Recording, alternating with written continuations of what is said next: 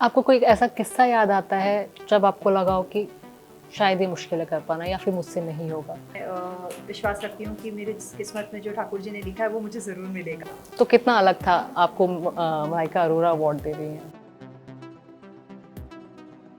ऐश्वर्या राय ने एक बार मुद्दा उठाया था कि इस किसी भी पैजेंट में स्विमसूट राउंड नहीं होना चाहिए। It's more about personality, not just a beauty, physical beauty.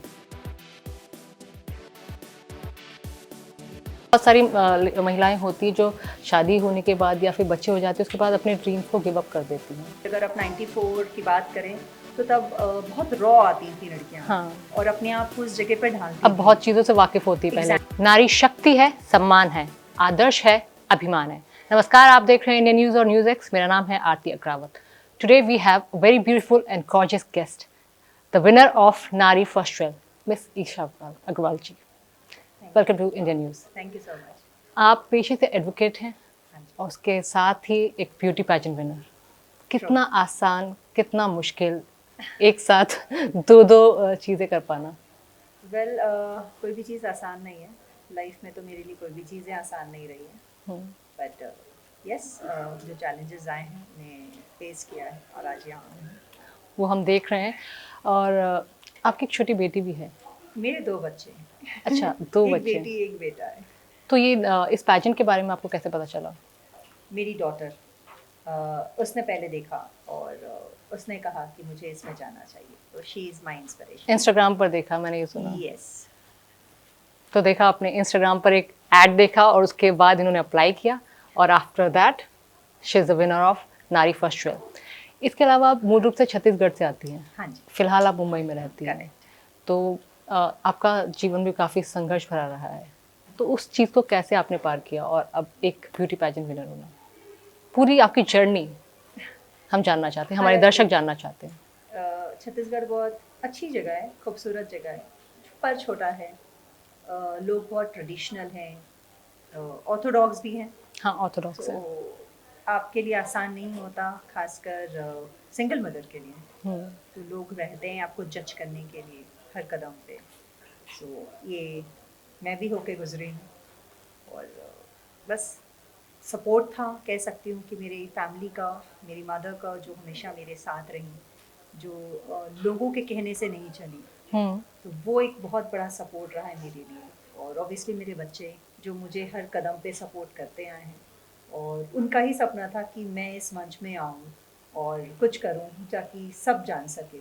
तो वो मुझ पे प्राउड फील करते हैं। आपको कोई ऐसा किस्सा याद आता है जब आपको लगा हो कि शायद ये मुश्किल है कर पाना या फिर मुझसे नहीं होगा या फिर नहीं, ये मैं बिल्कुल कर सकती हूँ?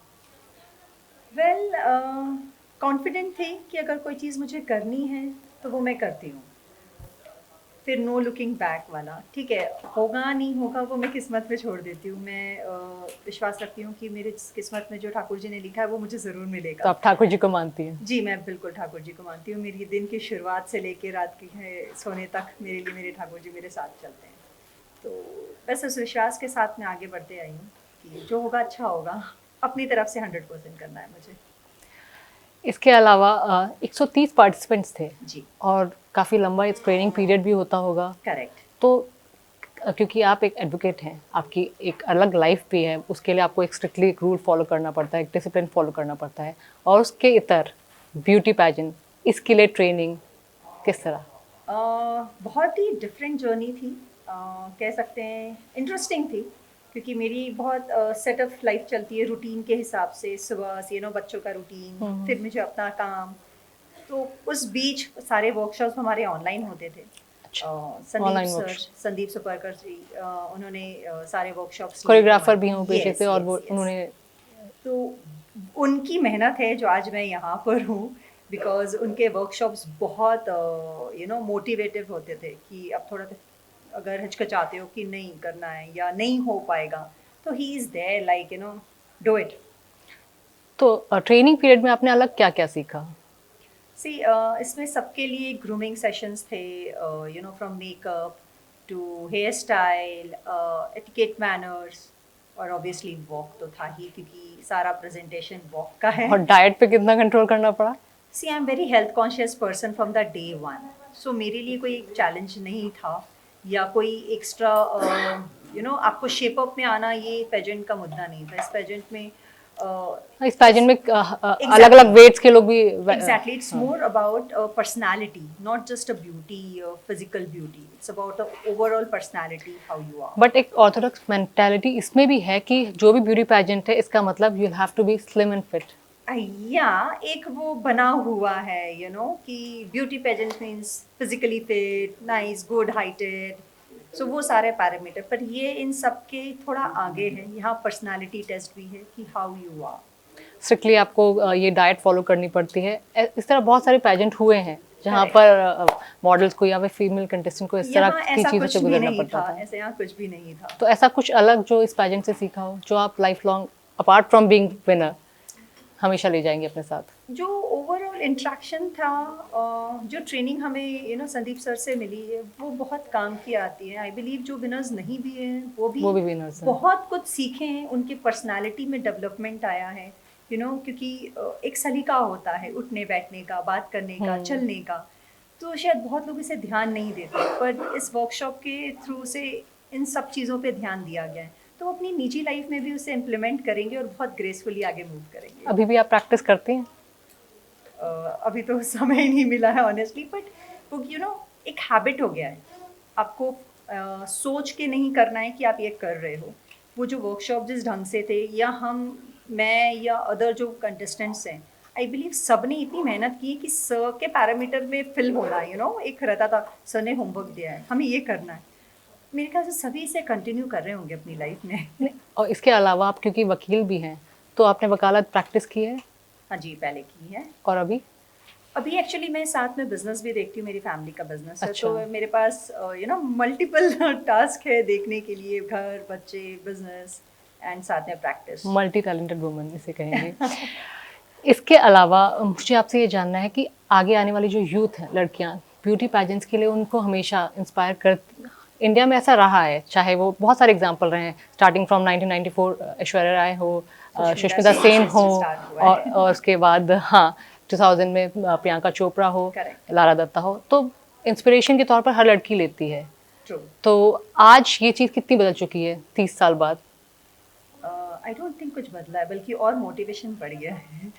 आज की जनरेशन्स अपने आप को बहुत ज़्यादा पॉलिश्ड करके इस प्लेटफॉर्म पे आती है। अगर आप 94 की बात करें तो तब बहुत रॉ आती थी लड़कियां। हाँ। और अपने आप को उस जगह पे ढालती अब बहुत चीज़ों से वाकिफ होती है। एग्जैक्टली, तब सोशल मीडिया नहीं था, तो आपको इतना पता नहीं चलता था कि क्या हो रहा है एग्जैक्टली, या अपने आप को कैसे ग्रूम किया जाए, या कहाँ राइट कॉन्टैक्ट्स मिले। आज की डेट में ये बहुत आसान है, आपको इजीली अप्रोचेबल है। तो मेरे ख्याल से आज की लड़कियां ज़्यादा मोटिवेटेड हैं इन सब चीज़ों के लिए। ब्यूटी पैजेंट के साथ बहुत सारे राउंड्स भी होते हैं। ऐश्वर्या राय ने एक बार मुद्दा उठाया था कि इस किसी भी पैजेंट में स्विमसूट राउंड नहीं होना चाहिए, तो इससे आप इत्तेफाक रखती हैं या नहीं? सी अपना अपनी परसेप्शन है, जिसे एतराज़ हो या ना हो, मतलब मेरे लिए it's okay, like you should be comfortable. वो तो उन्होंने भी किया है, exactly. उन्होंने भी किया है, बट उन्होंने काफ़ी सालों बाद एक मुद्दा उठाया था कि इसकी ज़रूरत नहीं है, खासतौर पे मिस वर्ल्ड या फिर मिस यूनिवर्स जैसे ब्यूटी पैजेंट में, क्योंकि अलग अलग कल्चर से महिलाएं आती हैं। तो बहुत सारे जैसे अरब कंट्रीज़ की महिलाएं हैं, वो लोग कंफर्टेबल नहीं होते, still they want to be the part of Miss World and Miss Universe pageant. Miss India, Miss World का जो पैरामीटर है वो एब्सोल्युटली ब्यूटी कॉन्शियस है, फिजिकल ब्यूटी कॉन्शियस। तो आपको हर एंगल से होके गुजरना पड़ता है, एंड इसमें कोई हर्ष की बात नहीं है, ये तो नज़रिया की बात है। आप अच्छे नज़र से देखेंगे सब कुछ अच्छा है। हाँ, बिल्कुल अच्छा है। इसके अलावा आप क्या हम आपको बॉलीवुड में देख पाएंगे इसके बाद? डिपेंड करता है, कुछ अच्छे प्रोजेक्ट्स रहें तो डेफिनेटली। तो कोई अच्छे प्रोजेक्ट्स अभी हाल फिलहाल आए आपके पास? फिलहाल तो अभी ऐसा कुछ नहीं, अभी तो मैं बस इसी के जर्नी में एंजॉय कर रही हूँ, but I am looking forward कि कुछ अच्छा आएगा तो आप जरूर करेंगे। Definitely, I am open for this. और इसके अलावा मलाइका अरोरा जो खुद इतनी बड़ी ब्यूटी क्वीन है, उनसे अवार्ड मिलना, the fitness person, the super model, the super dancer, so उनके फिटनेस के तो मैं दीवानी हूँ, टू बी वेरी उनके फिटनेस के सभी दीवाने हैं, no doubt. So she is an inspiration for everyone. Yes, तो वो खुद इतनी ज़्यादा, मतलब 40+ होकर she has maintain so much कि मतलब हर किसी को उनसे सीखना ही चाहिए। एग्जैक्टली। उनसे सीखना चाहिए ना सेल्फ लव कितना इम्पोर्टेंट है। हाँ, सेल्फ लव बहुत ज़रूरी है। सेल्फ रिस्पेक्ट के साथ सेल्फ लव भी बहुत ज़रूरी होता है। तो कितना अलग था आपको मलाइका अरोरा अवार्ड दे रही हैं? I feel super happy because मैं खुद बहुत फिटनेस कॉन्शियस पर्सन हूँ और हेल्थ मेरे लिए तो सिर्फ वही है। एक मोमेंट था जब वो अवार्ड देने आई, उसके Yes, अलावा? yes. नहीं डेफिनेटली सिर्फ वो एक मोमेंट था जब वो क्राउन के लिए आई थी, तो मुझे ज़्यादा वक्त नहीं मिला, पर जितना थोड़ा वक्त भी मिला it was in a very positive way. इसके अलावा और क्या, अपार्ट फ्रॉम बॉलीवुड, अगर कुछ और आप करना चाहती हैं छत्तीसगढ़ के लिए, या फिर कुछ मैसेज देना चाहती हैं वहाँ की लड़कियों को? एक ऑर्थोडॉक्स मेंटालिटी को आपने एक तरह से तोड़ा है, आप वो तोड़कर आगे गई हैं, मुंबई में रहती हैं, इतना बड़ा पैजेंट उसके विनर होना, तो किस तरह वहाँ की लड़कियों को आप मैसेज देना चाहेंगे? इस प्लेटफॉर्म में आने का जो मेन मेरा इंटरेस्ट था वो यही था कि मेरे थ्रू से कम मैं एक छोटी सी कोशिश कर सकूँ सभी वुमेंस के लिए जो अपने आप को प्रायोरिटीज़ में नहीं रखती हैं, दूसरों के वैलिडेशन पे डिपेंड करती हैं। तो मैं इस प्लेटफॉर्म को इसलिए ज़्यादा यूज़ करना चाहती हूँ। बॉलीवुड में या फैशन इंडस्ट्री तो बहुत बात की चीज़ है, पहले मैं इस चीज़ के लिए आई थी कि खुद के लिए भी था, साथ में ये भी हो कि आप कहीं से भी आओ, आपके ड्रीम्स हैं, अगर आप सही हो, आप सही चल रहे हो, तो किसी के लिए भी अपने ड्रीम्स नहीं, महिलाओं को किसी की वैलिडेशन की तो बिल्कुल ज़रूरत नहीं है। आप जो भी करना चाहती है, सपने देखना आपका हक है, उनको बुनना भी आपका हक है। Correct. तो जीता जागता एग्जाम्पल हमारे साथ ईशा अग्रवाल हैं। इसके अलावा छोटी सी चीज़ मैं आपसे जानना चाहती हूँ, जैसे आपने बताया छोटे छोटे आपके बच्चे हैं, हाँ जी। तो उनके साथ ब्यूटी पैजेंट मैनेज करना, या फिर ये डेली लाइफ आपकी रूटीन काफ़ी बिजी हो गया होगा, Correct. किस तरह मैनेज कर पाती है? क्योंकि बहुत सारी महिलाएं होती हैं जो शादी होने के बाद या फिर बच्चे हो जाते हैं उसके बाद अपने ड्रीम्स को गिव अप कर देती हैं। एग्जैक्टली ये सबसे बड़ा चैलेंज कम से कम मुझे तो लगता है, मुझे ये लगता है कि जब मेरी शादी, अगर मेरे बच्चे होंगे तो मैं ये मैनेज कर पाऊंगी कि नहीं कर पाऊंगी, तो इसलिए मुझे ये जानना है डेफिनेटली पर्सनल लेवल पर। आई एम वेरी ब्लेस्ड कि मेरे बच्चे बहुत सपोर्टिव हैं। बीइंग अ सिंगल मदर, उन्होंने मुझे डे वन से स्ट्रगल करते हुए, काम करते हुए देखा है, और मैं जहाँ भी गई हूँ मैं उन्हें अपने साथ लेकर गई हूँ। तो उनको भी ट्रैवलिंग की आदत है मेरे साथ, और उनको ये आदत है कि वो मेरे बाजू में सो गए और मैं रात को बैठ के पढ़ाई कर रही हूँ, क्योंकि मैंने अपनी पढ़ाई भी कंटिन्यू की। अभी मैंने अपना LLM कंप्लीट किया और मैं PhD कंप्लीट कर लूँगी साल भर के अंदर। So I am very much in academic, तो मेरा समय हमेशा बिजी रहा है, साथ में बच्चे, तो वो देख के बड़े हो रहे हैं, तो इसलिए उनका सपोर्ट मुझे डे वन से मिला है, और शायद इसीलिए मैं आज ये कर पा रही हूँ, क्योंकि सब चीज़ें बहुत सिंक्रोनाइज्ड वे पर चला है, एक दूसरे के सपोर्ट साथ के साथ। तो इसके साथ ही महिलाओं से मैं ये कहना चाहती हूँ, सपने देखते रहिए, सपने बुनते रहिए, कोई उम्र या कोई सीमा नहीं होती। अगर कोई चैलेंजेस है तो उन्हें तोड़कर भी आप अपने सपने को, अपने मुकाम को हासिल कर सकते हैं। फिर मिलेंगे किसी और एपिसोड में एक नई हस्ती के साथ। नमस्कार।